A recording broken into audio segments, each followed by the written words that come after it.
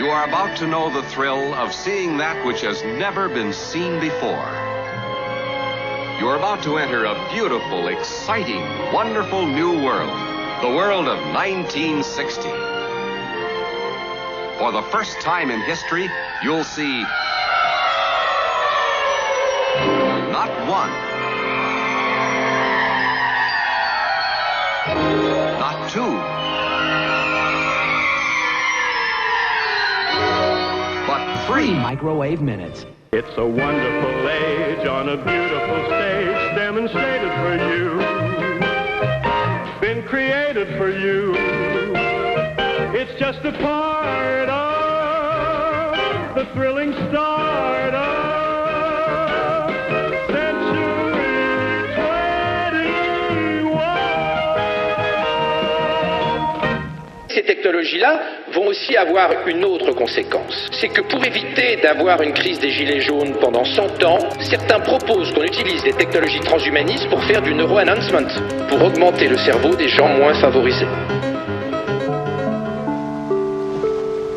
Civilization, we're told, began in ancient Mesopotamia, in a region called the Fertile Crescent. Here, 30 or 40 miles south of San Francisco, lies Silicon Valley, California. And some of its inhabitants think that it may well be the Fertile Crescent of tomorrow's civilization. Nous rentrons dans le XXIe siècle qui est fondamentalement le siècle du neurobusiness. Alors on peut aller plus loin et affirmer que si un jour ces consciences artificielles existent, eh bien elles entreront en conflit avec l'intelligence humaine, la conscience humaine qui les a fait naître. Nous devons créer une société inclusive et trouver le moyen d'éviter qu'il y ait un gigantesque gap.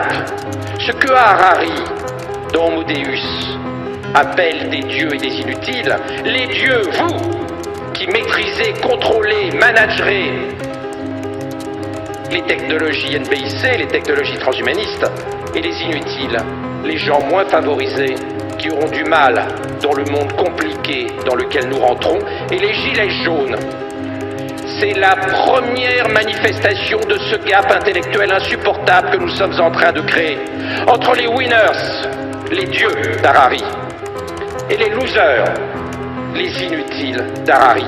Et je reprends les termes d'Harari non pas pour m'en féliciter, mais pour alerter tout le monde sur le fait que la crise des gilets jaunes n'est pas un épiphénomène, elle est là pour 100 ans.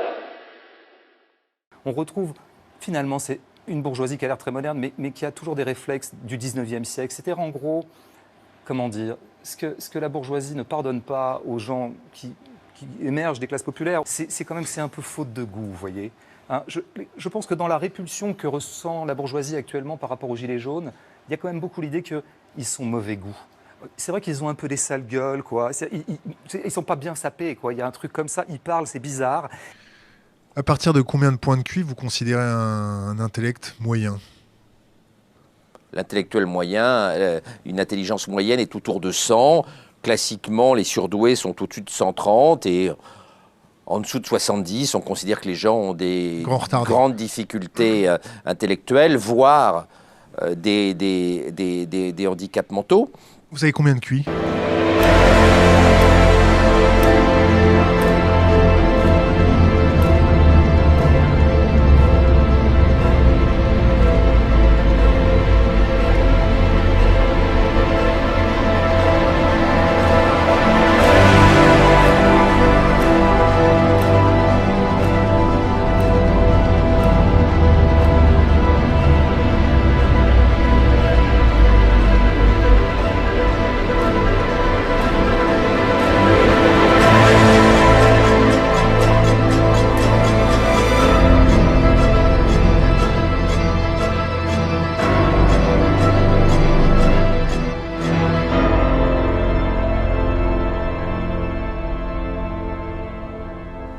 Ça n'a aucun intérêt.